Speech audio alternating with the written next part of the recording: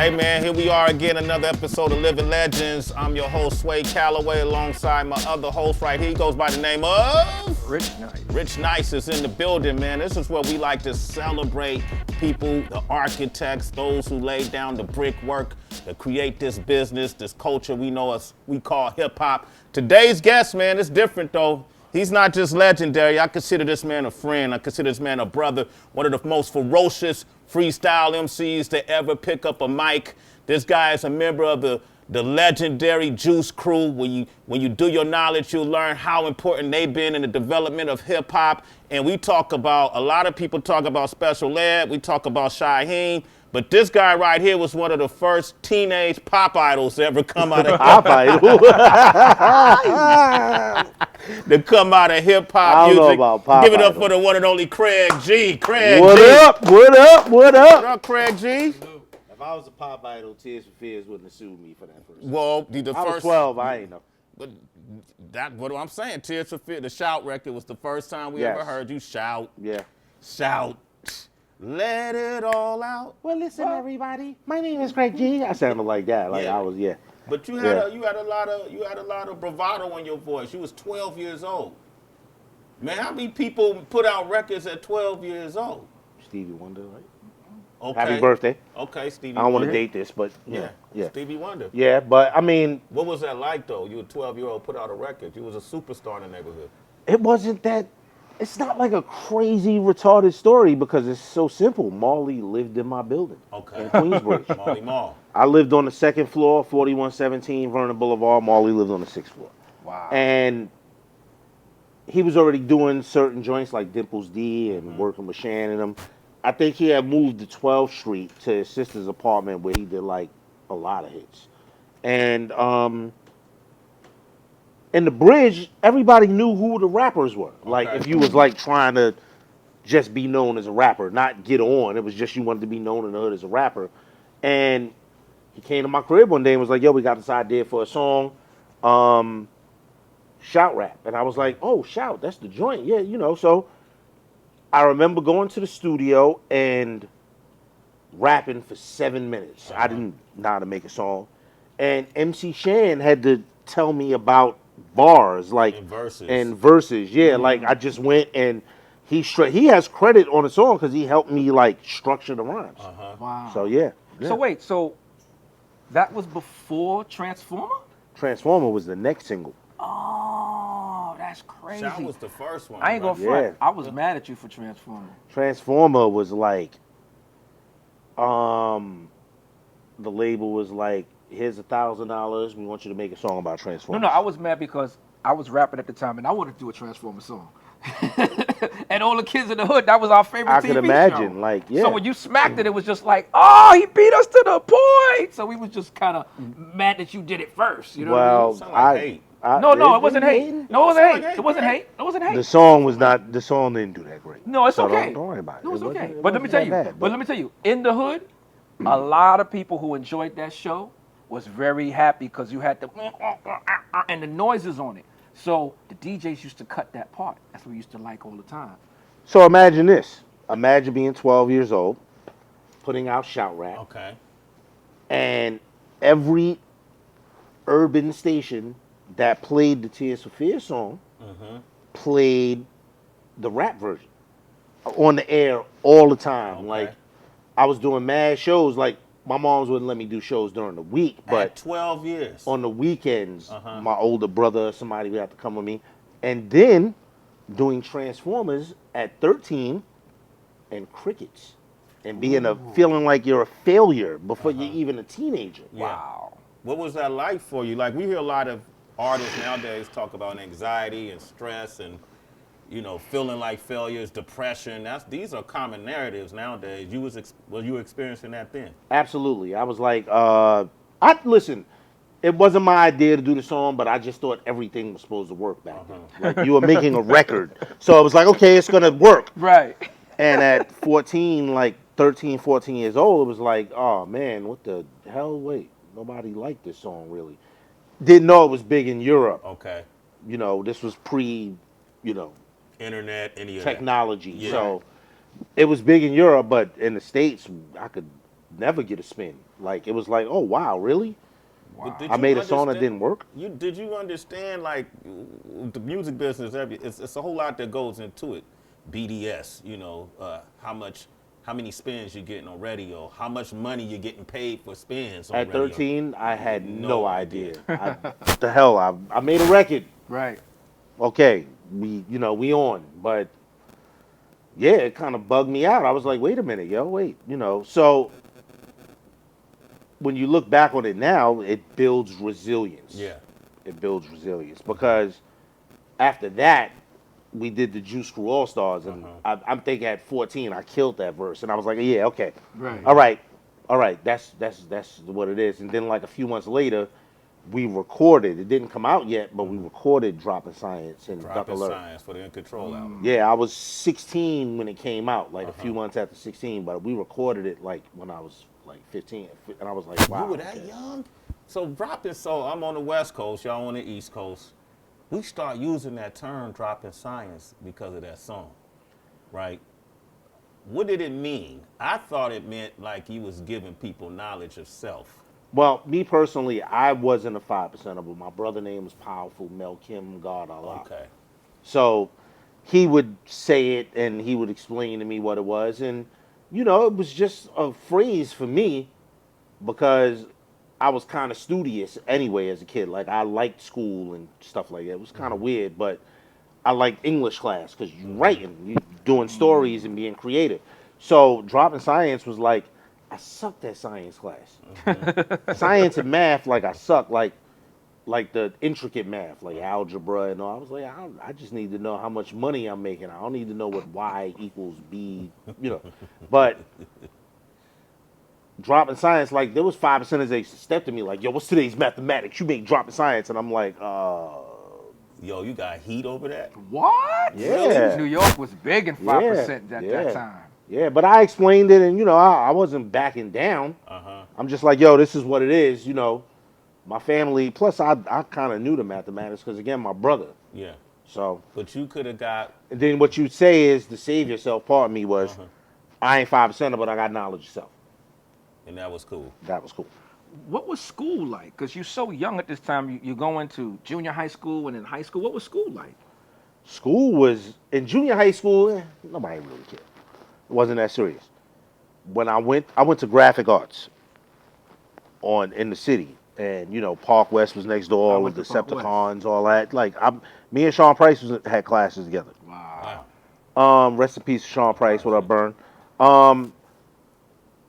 High school, the Symphony video came out. Yikes. Oh, come on, man. The Symphony, come on, man. You were in high school when the Symphony came out. I was in the 10th grade. So you became an instant star on campus. I was a truant. And just so you know, because I went to school across the street, it was an easy neighborhood to be a truant. First of all, at graphics, you come out the gate for lunch. I never went back to school. I would go to the Chinese restaurant on the joint where you sit down, and 1 o'clock, all right, time to go home. Because I lived in Queens, and I would have to commute to school. They kicked me out. I was like in the 11th grade. I had like 30 credits. In the 11th grade. Yeah. It was bad, man. It was bad. But Craig, man, you were a teenage. As far as rap music go, you were a teenage superstar, bro. Yeah. By the time you were in high school, you put out a couple records.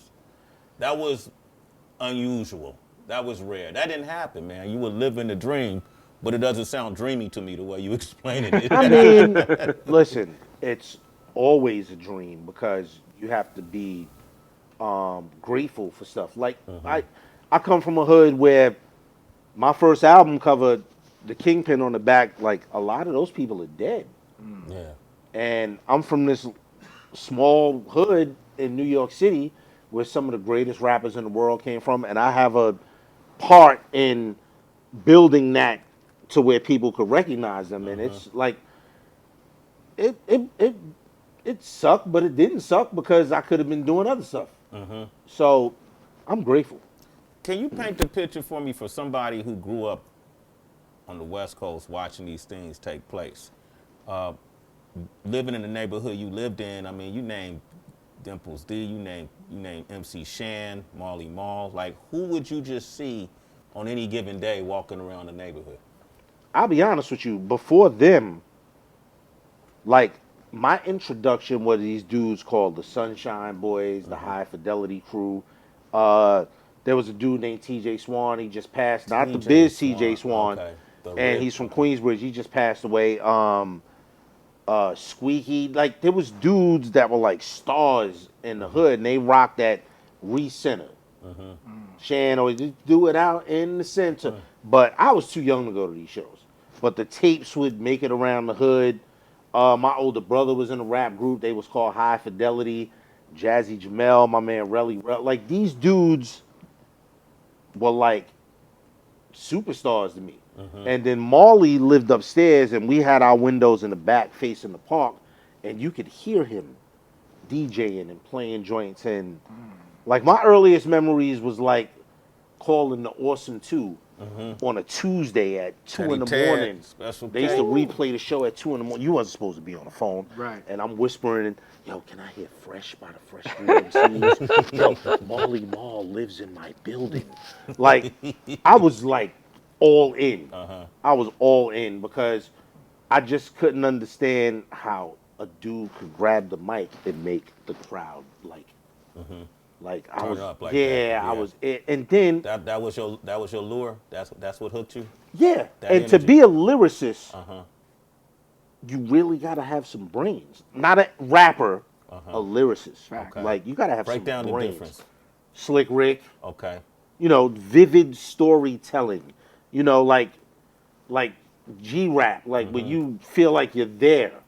You know, or Redman or Tribe, where they just put you in a mood, like, you know, and I just wanted to be that. And this was, I'm talking about beforehand, there was dudes in the hood that could do that. Yeah. So, It was already being done before Yeah. the business kind of Yeah. co-opted it and made it what it is, man. Yeah. You mentioned the Symphony, and that could be the greatest, you know, posse record, if you will, you know, ever created. I know it really kind of spurred other great records like it to be created. But I'm looking at this, 16-year-old at this time? 15. 15 at this time, and you're going in the booth, and you got Big Daddy Kane, and you got Master Ace, and you got Cool G Rap. Well, the weird thing with that is that Ace wasn't supposed to be on the song. I wasn't supposed to be on the song. And I didn't hear Kane's verse. What happened was we did the cover for Marley Marl in Control. Okay. Ace had just graduated school. He had a Hyundai.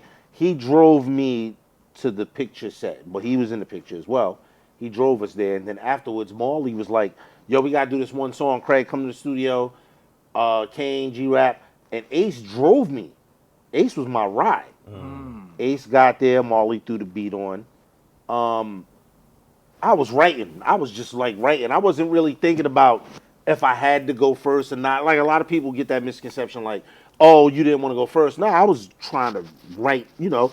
To me, when you're rhyming on a song with somebody else, it's a battle. So at 15, I'm just trying to make the best verse I can. It's taking a minute. He tells Ace to get in the booth. Ace gets in the booth and does a dope verse. My attention undivided. Yes. Any in the past have tried to do what I did. Just the way I came off. Yeah. Shout out to Ace. Yeah. Master Ace. Then I did my verse. And Kane had to leave. This is when Raw and was popping. Kane had a show. Kane made the hook. Next up, I believe, and then left. G-Rap gets on. We're doing 16-inch tape, like 8-track. That's what they're recording on. You Yeah, gotta, it's you like gotta a reel. explain. It's a reel to reel. It's a, you know, if you ever watch like an old show and you press the button and it's one of those. Anyway, G-Rap does his verse and he raps till the spool goes off the tape. Wow. Whole another half of his verse, and Kane came back and did his verse. Alright, perfect story. I was on a cruise month ago for my birthday. The DJ recognized me. He's from Brazil, mind you. Now, mind you, you're on a cruise. They're playing, you know, dance music. We didn't know the Symphony is one of the biggest dance floor clearing records ever because the tempo, You it's don't not dance to it. it's not one of Yeah. those. Right. He played the song and they was looking around like, what the hell are you playing?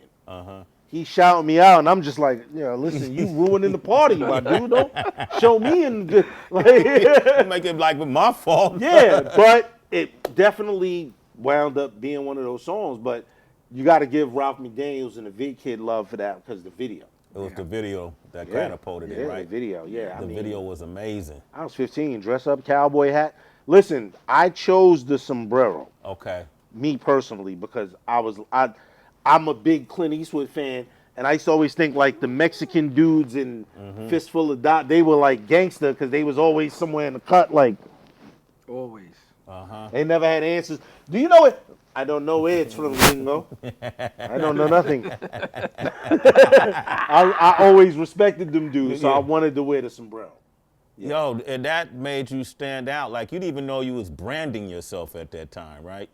No. I just thought, again, I was a Western fan dude, like, and I always thought the shady Mexican dudes was cool because Diablo. they never really talk much, and like, you had to have conversations and you get no answers. Yo, Craig, it's 2021, 2022. Your song is playing on a cruise that was made back in 1988. The impact that song in your career made, that was never in the stars for you. I mean, what do you feel about that now? I feel like, again, I'm grateful. Yeah. I was just in the right place at the right time. The whole debate on who had the greatest verse. I was 15. I was on this song. Yes. I wasn't, listen, whoever had the greatest verse, I'm not here to say. Everybody held their own. But I still perform from that song. I still travel from that song. I still do side projects. Listen, we didn't know, but I'm glad it happened. Absolutely. I'm absolutely greatest of grateful its it kind. happened. Yeah. Greatest of its kind. How does it feel, I mean, as an MC, as a person who wasn't even looking for it, and like he said, to be on a song that's probably one of the greatest, arguably one of the greatest group songs, but then people come to you and say, hey, we want to recreate that energy. Can you come on another song like that? How do you handle that? You can't recreate that energy. No. But, I mean, if I'm working, I'm not going to tell you that. We're going to try to do our best to do it. But at the end of the day, like for me, I'm like, yo, we didn't try. We just went and tried to do. See, there are errors, and the era we're from, we tried to just do something we wanted to play in the car over and over again. That's all we wanted. Radio wasn't even really that important. We just wanted the joint that you wanted to hear people driving by playing. And like, for me, recreating that energy is not nothing because I don't want to be stuck there. Yeah. Right. Yeah. I don't want to be stuck there. Like I Stagnation. was 15. Yeah. There are rappers that came after me that I became fans of that made me want to step my game up. I'm not still there, but show-wise, I'll do it all day. I'll do it all day because it's a moment in time, It's a milestone, bro. Did you ever perform that song in the Latin Quarters? No. I went to Latin Quarters one time. Something else you might not know, I used to answer the phones for Mr. Magic on the Rap Attack. Wow. Okay. I used to Mr. answer the Magic, phones. legendary D. You got to explain. Rest in peace to Mr. Magic. He is one of the first hip-hop radio DJs that was on terrestrial radio in New York City. He basically gave rap radio its birth. Can we say this? Can I safely say that? Yeah, he revolutionized it. And I would answer the phones. I used to come up with Marley. And that's why I was always freestyling on the show. Like, I rapped with everybody. Curtis Blow, the Fat Boys, Big. So, I would, like, really, really just, I was soaking it all in. Like, the hip-hop stuff to me was like, yo, this is a religion. Like, I can't believe, like, dudes, like, you know, you mentioned special ed earlier. I used to come to the station early and listen to the records that got mailed in the AM room. And you can ask Marley. I put Marley, Ace in the Morning, the NWA, King T. I would listen to every record that came to WBLS, which was a radio station in New York that still rocked. Wow. Yeah, I would listen to everything. What year is this about? 86. So how many people, Craig, like artists, you know, it was a big divide, you know, back then. Like, it wasn't the West Coast, East Coast thing hadn't even birthed yet. Oh, no. But the divide was basically, there was no internet. It was, you know, we only saw what we saw on Friday night videos or the box or, you know. But the relationships, I never really saw the relationships in the magazines. What were your relationships with artists from California? Like, who did you meet? Who did you hang out with? Alcoholics. Man. Like to this day, I speak to them regularly. Like E, Tash, J-Ro, Tash. Yeah. Like King T. Like, I used to hang out with Broadway, who used to produce, and I was friends with Madcap. Remember Madcap? Madcap My was man dope. Coke. They was from Coke. Pasadena. They was on Loud. I used to hang out with them. I again, hip hop. I traveled. I was doing shows in Cali. Like, so I became a fan of a lot of this. And then, like I was just telling Rich, I had a dude at the Music Factory, rest in peace, my man Stan. Yeah. He would, like, he knew I was like a rap fan. So, like, he would put me on the stuff that came from other areas. And he would have like 3 copies of it because he knew it wasn't going to really sell in New York. And I remember buying Easy Does It. He put me on to that. Yeah. Like, I was on Atlantic, so I was on a national label. So I was hearing like the DOC. I had the DOC promotional cassette. Remember Atlantic used to just have the white cover with the typed out. And then when he came to New York, I hung out with him. Shout out to DOC. He got the documentary coming out. We got the same last name. I used to hang out with. I brought him to the Castle in the Bronx. Wow. So the Castle was a club that Kid Capri used to DJ at back in the days. It's the same club that Slick Rick had. It was very dangerous. It's a very dangerous club in the Bronx, actually. Yes. And in the South Bronx. I bought DOC. That club. You took DOC to that club. Ask him. He will tell you. I took him to that club. Yes. The LA Posse were instrumental in LL Cool J's first album. Yeah, they had put an album out on Atlantic, so we were all on the same floor, you know. So yeah, I was like, what I liked a lot. I kind of some of the MC King T was dope. The Alcoholics was dope. Even Madcap was dope. Like, you know, I remember getting the promotional cassette of Cypress Hill from my man Sincere when he worked at Epic. Like, these dudes were dope, but the beats were interesting to me. Yeah. The way they produced. The way they produced, where they had the live instrumentalization over the... I was like, yo, this is... I had a Chevy Blazer with the 15-inch box, the Alpine you pull out, and I wanted to hear... With the green, was it the lime green display? That's how I got... Yeah. I love Too Short because of that. I love Too Short because of that. Like, I never forget, I forgot which one it was. It was one of them songs where he just rapped for like 10 minutes, but the beat, you could feel it from up the block. Yeah, he was like, bitch, bitch, bitch, bitch, make me rich. I was like, okay. Like, yo. Stop that rap. Wow. Yeah, don't stop that rap. Wow. Yes. And then you had Hyro come out. Hieroglyphics with and I was like, these dudes are rapping. They rapping like, yo, like these dudes is nice. Did you go home and did you bring that home? People, did they believe you or what was that? Actually, they rocked with the single in New York. They rocked with 93 Till Infinity. Yeah, they rocked with that. Yeah, they rock with that. Yeah, we rock with that out here. It's a big misconception. You think we didn't rock with certain songs?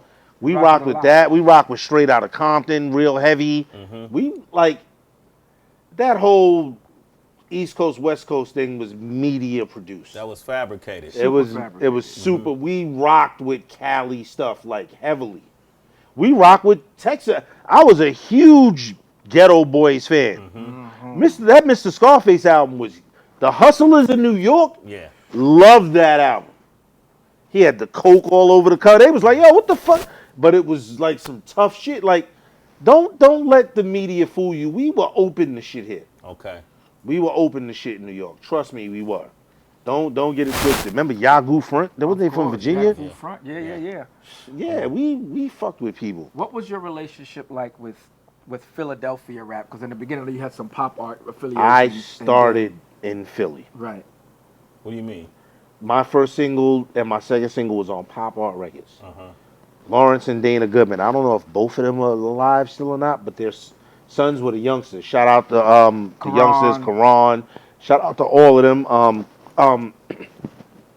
They had me, Shan, Shantae. Dana left Lawrence and started his own label. He had Jazzy Jeff and the Fresh Prince. They had Salt and Pepper when they were the Human Nature. Human Nature, yeah. And Philly hip hop was like Schoolie D, like, woo. Like to this day, my man EST, like EST. that's my Steady dude. B. Steady B, Cool C. The glamorous Yeah, but life. EST was my dude. Yeah. Like, I remember hearing from the Giddy Up, like the, like I was like, oh, now people don't know EST found life outside of being an artist and wrote for Beyonce's first solo album. Did not know that. Yeah. Due to knowledge. Due to knowledge. Due to knowledge. Who you write for? Here we go. No one. No. I helped out on the 8 Mile movie. Okay, with Also, the battle scenes. With the battle scenes. I also helped out on Get Rich or Die Trying. Okay. I've done commercials for Nike. I've done Van Rack. Uh-huh. Like, people thought they was down with the Klan. They was up in Portland. Adidas owned Van Rack. A lot of people didn't know that. Uh-huh. But I wrote for a couple of rappers, but we're not going to talk about that. I don't want to. You want to talk about I don't want to put them on blast. Okay, like that. it's the statutory, what do you call that? The statute of limitations. Yeah, that's been That don't passed. work for egos, though. Okay, Ooh, okay. Wow. Okay, Did I just drop one? Quote that. I I just like dropped that. one. So I wrote that down. Yeah. So there was a gap between we put your first album, came out, what do I say, 91, was it? 90. 90? Yeah. Okay, Kingpin. Yeah. And now, That's more like it. More My like second it. album, I came out in 91. okay. Yeah, it was 2 years after. 2 Then years there after. was a gap. Then there was a gap. All Yeah. right. Yeah. Before that gap, the 8 Mile movie came out, though, right? Before. No, Okay, talk that's about it. after the gap. Okay. I put out the first album, The Kingpin. All right. Mind you, coming off Dropping Science, the Symphony, they're expecting some Big returns. bunch of goddamn house records. Think 3 hip house songs. I'm 16. They're like, here's 40,000. You got to do these. The guy that signed me at Atlantic was Merlin Bob, who was a house music DJ. Yes. I used to like house music.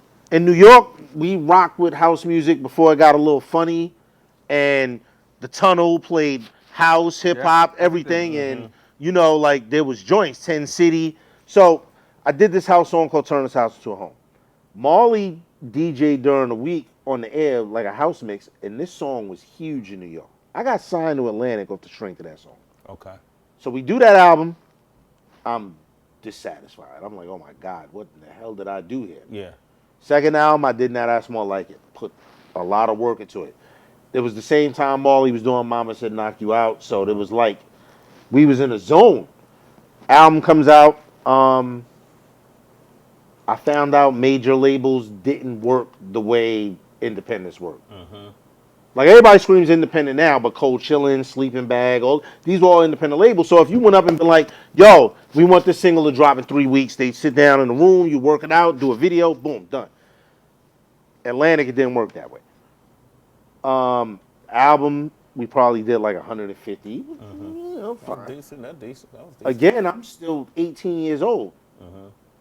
I'm totally dissatisfied with the music business at this point. Like, At 18, you at burnt 18, out. I'm You're burnt- jaded.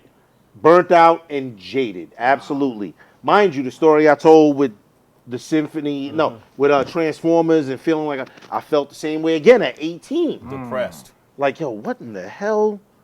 Spent like 4 or 5 years being pissed at the music business. I had a son. The only thing that saved me was I wasn't really frivolous with my money. So by the time I turned 21, there was like money. I had money. So I was like, I ain't stressing it. Independent game came. Like, I came late, like 97. It was already rocking like 93 and all. But I did a single. Shout out to Mark Sparks. He did the beat. I think we spent like $1,000 to do the song.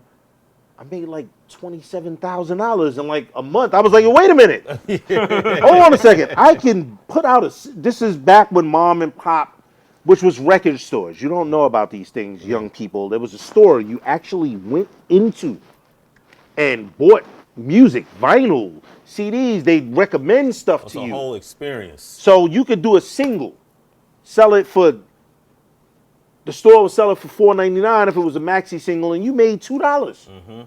And I sold like 15,000 copies of the single. I was like, yo, are you kidding me? And from there is when, between 92 and 97, I was quiet, and then that came, and I haven't looked back since. I just, put out music when I want. Yeah. Yeah. Nice. You're in control. There's a couple things I want to hit on, man. You are by far, when we talk about freestyling, and I know you've talked about this plenty of times before. We're gonna talk about it again if you don't mind. Yeah. There's nobody, I would say, in legacy that's done it bigger and better than you, right? The whole terminology freestyle to me has got convoluted, right? In your opinion, what is a freestyle? So, there are absolutely two meanings of freestyle. Okay. The first one is just a general written rhyme that you have that's not about nothing. That's freestyle. Yes. What some of us do is really considered off the top freestyle, which is you just say what comes to mind. And you have guys like Supernatural, Juice. I think Idea, rest in peace, was nice at that. Nice with it. There was a lot of dudes. Mr. FAB, I think, is nice. Fab. What do you think? He's I thought dope. Lowe's, King Lowe's. Yeah, Wordsworth, Punchline. These dudes, Pumpkinhead, rest of dead. So Lupe, I give props to. Lupe, even the new dudes in the battle, DNA is nice with it off that. That's a definition of freestyle as well, off the top, where you just think of what comes to mind. So. Who was your most challenging battle, would you say you had? None. Nobody. Because, I went into it, for me, it was a snap session, really. I didn't really care about winning the battle. I just wanted to make fun of you. I'm an Aries. I'm an Aries, antisocial Aries. I get a chance to get the mic and be an asshole. Talk about your shoes and your mother and whatever, So to me, but I didn't get to battle certain dudes.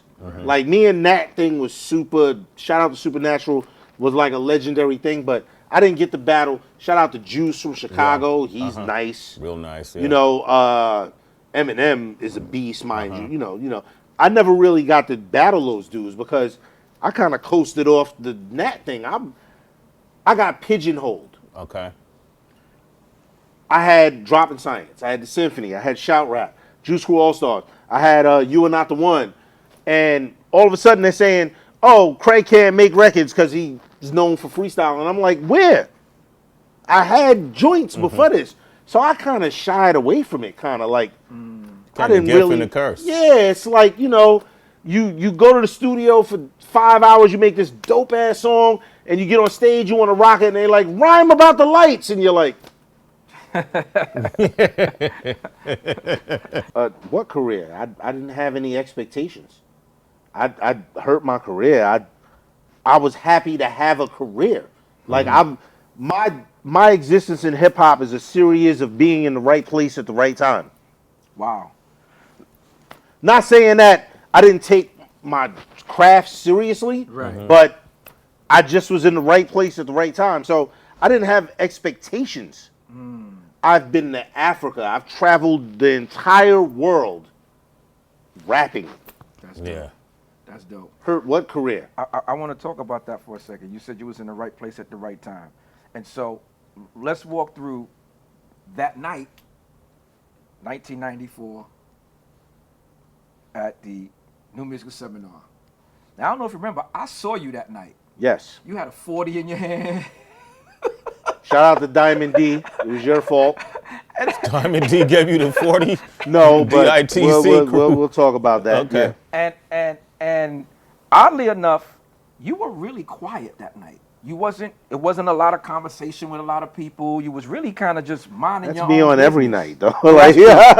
That's true. That's true. What do you want? Right. Like, no. And it was interesting because at the time I was working with KRS. Mm-hmm. And I distinctly heard him say to Supernat, leave that alone. There is no victory in that for you. Why are you messing with that? Leave that alone. So that night at the joint, in my mind, I didn't even think it was going to happen. I'm telling people, oh, it's not going to happen. No, in my mind, He got set up.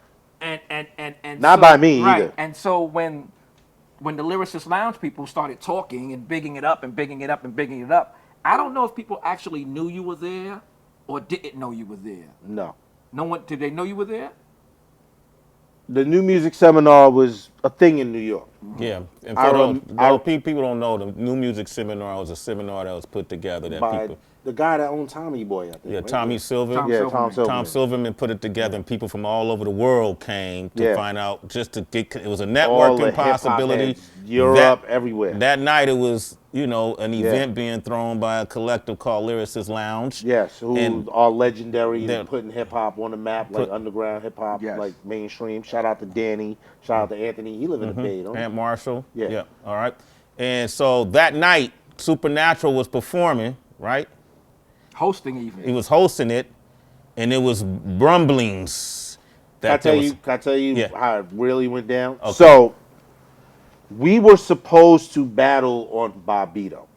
Okay. I think Buck Wild and another producer were gonna bring their MPCs, and we were gonna battle on the,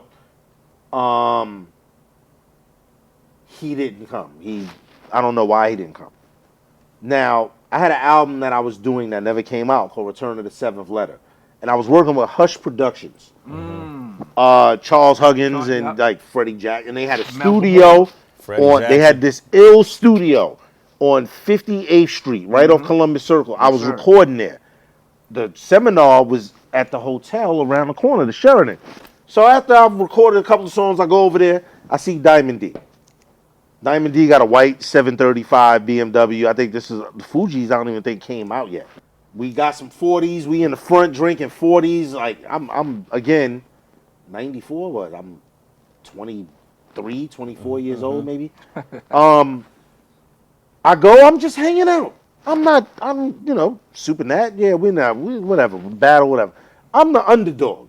He signed to East West Records. I'm like, they ask him, yo, what's up with the battle with you and Supernat, with you and Craig G? If it's gonna happen, it can happen. He looks in the crowd. I don't think he knew I was there. Right. He was like, yo, Craig, where you at? I turn around, Grandmaster Kaz is behind me. I'm like, so I walk on stage with my 40. Right. Let's talk about all the depression. And I'm not doing nothing. Lost a lot of weight. I wasn't really eating. It had nothing to do with any extracurricular drugs. I was just stressed out. The money that I had stashed was starting to run out. Okay. You self-medicating, basically. Yeah. So I knew all the rumors, and I knew what he was. It was like 8 Mile almost. I knew what he was going to say before he said it. Mm-hmm. I'm such a hip-hop fan. I found out he was from Indiana. Mm-hmm. Yeah. And then it's about wit. That's why I love Off the Top. You got to have wit. Like, I grew up in Queensbridge. You couldn't go to the store without somebody saying, I saw your mom's pushing the shop. You had to be funny. Quick comeback. So he was at a disadvantage because he didn't know his opponent. I knew him. And that's... I'm a sports fan. I want to get in your head. Listen to this. What? Right. Oh, you didn't know I knew you was from India. But shout out to Super Nat, man, because he's great off the top of the head as well. Like, it's a lost art. But at the same time, after the battle was over, he still had his deal. Yeah. It wasn't nothing with me. He could have made a song with whoever was hot at the time and nobody would remember the battle. So you got to blame the record labels for him. Not me. I think the record label at that time was saying, Yeah. prior to that battle, we got the best guy who freestyles and no one can defeat him. And, you know, that was the line, I think, because he was running with KRS. Yeah. And then after that night, they could no longer say he was the undefeated guy because that one lyric about the Indiana lyric, the crowd went bananas because Mike Tyson was locked up in Indiana. Yeah. So that lyric, the whole place erupted. Everyone gave me their card after that. I didn't call anyone. Why not, man? It was opportunity. You just didn't do it. Yo, so I never even looked at I didn't really explore that whole dynamic of Juice Crew and BDP and him being down with Chris, KRS-One, and you being down with Marley. Was that a part of the equation? No. I didn't think so. I like KRS-One. Yeah. Like, Being that I Juice think Crew. Return of the Boom Bap was out during then. That album was incredible. Wait, hold on, man. The timing. Jesus, Yeah. man. We're still talking. Sorry. Yeah, so you like KRS-One, but Yeah. but even with the BDP Juice Crew battle, that didn't matter. It was BDP Shan. Word. It was BDP. I made Duck Alert because I was working on the Rap Attack. So, of course, Red Alert and them were down the dial. I didn't make that record because of the Juice Crew. Okay. I made that record because I was working with Magic and Marley. So, Did you ever, like, when you first crossed paths with Red Alert after making that song, what was that like? Red is one of the nicest guys you could ever meet. I love Red Alert, man. Every time I see that man, he has something positive to say to you. He didn't take it personally. Okay. I mean, again, I was 15. He knew the radio was. Yeah. Tell us a little bit about your relationship with Mr. Magic because, you know, people fail to realize that he was so wise and he would say things, but his tongue was sharp. He could say things to build you up or cut you down. So tell us about your relationship with him. Mr. Magic was a jerk. Rest in power. Rest in peace. But Mr. Magic was a jerk because he didn't have a filter. And I kind of learned that from him. Like, you can say what's on your mind, and, like, it's so sensitive now. People say what's on their mind, and you can respect it or not. You don't have to delve deep into what they say. Like, I don't respect that. Why'd you have to know? I don't respect it. Keep moving. And Magic was the kind of guy, when, again, me answering the phones, he would get his 6-pack of Budweiser, drink them on the air, and whoever he ain't like that day would get it. I didn't agree all the time. Yeah. But that's how the man felt. Like, I didn't like the fact that he broke the Public. I thought Public Enemy record was dope. But, you know, that was his opinion. He Were broke you it there live that on day there? when he said no more music from Yes, the Suckers? I was. Oh, please explain that for us. He just didn't like them. So what did he do? He broke the record on the air. They played Public Enemy, number one, which, as great of a song as it is, I can see how it would rub people the wrong way because of the like they didn't get it. But I got it. Like, it was chaos in music, and I was like, yo, what the this is what the he didn't get it. And they were the victim of the day. There was always a victim of the day. Yeah, sometimes it was Juice Crew members. Like, he would get on me. So, but I knew he was just drinking his beer, so it wasn't. I was a kid. Personal. Yeah. Yeah, I was a kid. I mean, I'm, 14 years old. He's giving me $150 a week to answer the phone. Yeah, I'll take it. Let's go.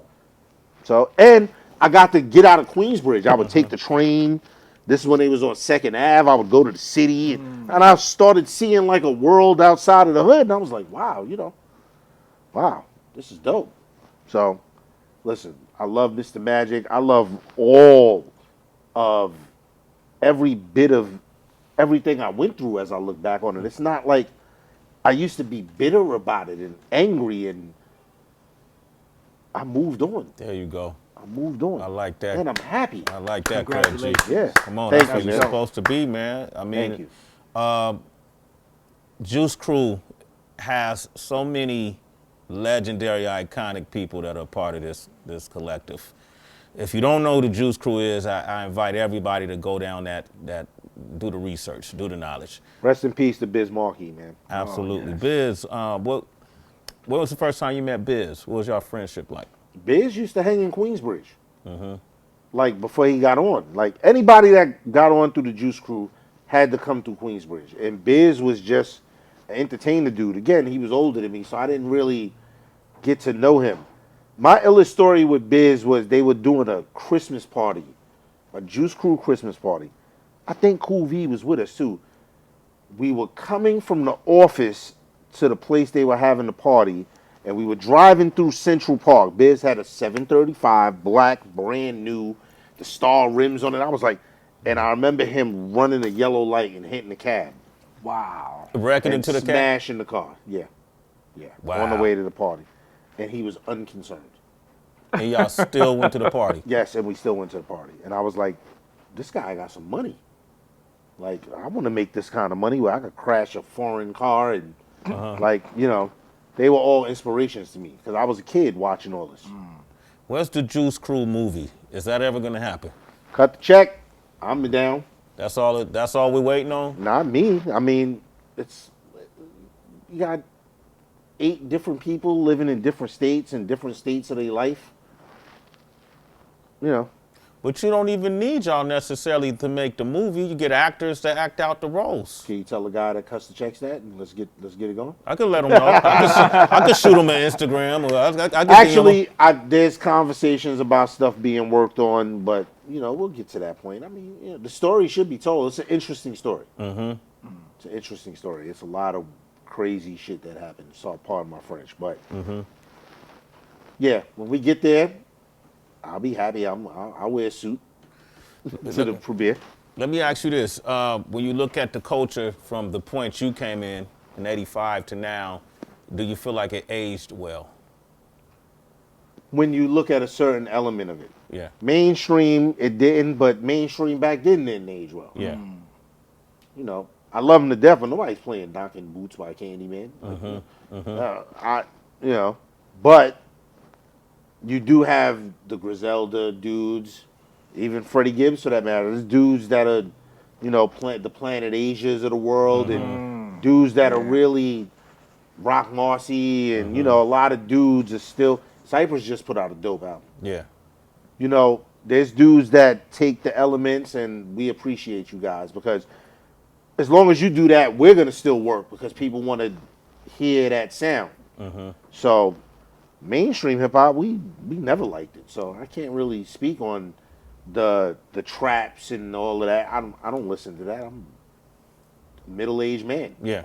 They don't make that for me, so I have no. I used to always, they suck it. It's not my business. It really isn't my business. It ain't for you. Don't hate me. I won't hate you. I'm out the way. You do your thing. I ain't mad at you because it's not for me to understand. Yo, what's one of your top milestone moments that you consider in your career? Damn. I would say rocking at Barclays Center twice. Yeah. In the last like 4 years. This late, like I did a full arena twice. Wow. Versus and the MTV rap, like for me, it's like, wow, you know, you actually got to hit a stadium stage. That's dope. Even though I did Wembley in London, but I only got to do Dropping Science with, I think, Public Enemy. That was a lot of people there, but New York, I actually got to rock, like, and then also just the movie stuff. Yeah. Like to even be considered to work on 8 Mile. Shout out to Paul, shout out to M. Paul Rosenberg. Yeah. Shout out to Mark LaBelle. Like that, like really, like I was like, yo, word, this is dope. And forever I'm etched in that history. Nice. Yeah, and that's M at that colossal level. Ooh. That's like M when you could look at him, you can't even see him. He's so high up. You know what I mean? Like it's kind of crazy because I met M judging the Rap Olympics. Shout out to Wendy Day. I was doing the Rap Olympics, and I remember I thought he won the battle. With Juice? No, it was Otherwise. Otherwise was dope, though. Otherwise was dope. Yeah. I thought the fix was in, no disrespect. Shout out to AC Alone. He was one of the judges, and From that was his Freestyle artist. Fellowship. Oh, yeah, because Otherwise was out of LA. Me and him had a little conversation about it. Now, the ill part of the story is Years later, I moved to Vegas. They're doing the anger management tour. M is like, you know, like colossal. He has the Palms, the room with the bowling alley. They had a party. Everybody's having parties, strippers running around, and I see M in the corner. I sit and I'm talking with him, and I'm like, "Yo, you know what up, man?" Everything. And the first thing he says to me is, "Yo, I really needed to win that battle." He remembered it. Wow. Like I think it was some money involved, and I'm just looking at him like, "You're still thinking you won?" Like, yo, B, you won. You won in a bigger way. But that's the testament of just being an MC. Like, yo, you know, like it was still on his mind. And I told him, I was like, yo, I voted for you, my G. I thought the fix was in, but it's all good. and then y'all got to work together. I appreciate that, man, like for real. But, you know, I'm here. I'm alive. Come on. I have a somewhat of a legacy. You got a beautiful legacy. You have a legacy, bro. What can I ask for? It's like, amazing. It could always have went better, but it could have went worse too. Yeah. And it's still going. You're talking to a healed man. There it is. A happy, healed man, and I appreciate it. As a huge hip-hop fan, because we're all hip-hop fans, but as a huge hip-hop fan, especially as an MC, what's that one hip-hop song that you love that you wish you wrote? There's a few, man. God damn, that's an unfair question. But honestly, that I wish I wrote, let me think for a second. It would probably have to be, give me a second, because I want to make this good. Like children's story. Like I wish I could have made a song. Like a nursery. Rick, do a children's book or a children's story. There it is. I don't want to get. We'll talk. It's done. But like he made like a song that your kids could open a book and you know how to be had like the one sentence per page and like that was crazy to me. Or see, I told you it's not fair. Or Fight the Power. Fight the Public Enemy. Yeah. Like when they made Fight the Power, it was a lot going on in New York with Yusef Hawkins and like you know man, it was like. Yo, let's go riot. Like, yeah, your word. Like, yo. It was tight out there. And then not to, like, take away from other parts of the country, A Good Day. Yeah. By Ice Cube. Ice Cube. Today was a good day. Like, you know, he was supposed to have been, like, the antithesis. Did I say that word right? Antithesis of, like, things going well. And he made a song about having a good day. Yeah. I was like, okay, this is maturity in hip hop. Like, it's okay. You could have a day where it's really nothing going on. I'm just chilling. So, yeah. So three. I got three. I got three. So those are my three. Those are three. Those are good. The best, one of the best parts of this conversation is you saying you're a healed man, and I think a lot of us need that same kind of healing that came through this path called hip hop, and so it's good to know that's awaiting at the end of the tunnel. But man, yeah. Can I just say, when COVID started, I went back to school and I work in healthcare. And what I did was I spent my whole life letting what I did in music and music define me as a person. Like, if things weren't going well, I didn't feel well about myself. And like a lot of I'm not saying I'm a star, but a lot of people in the entertainment business. And when I went back to school and started doing healthcare, I was like, yo, there's another purpose for me in life. And now it made me look back on all of the music stuff I did and look at it from a grateful perspective as far as not like, oh, it could have been better. Yo, I did a lot, man. You did a lot, bro. I did a lot, man.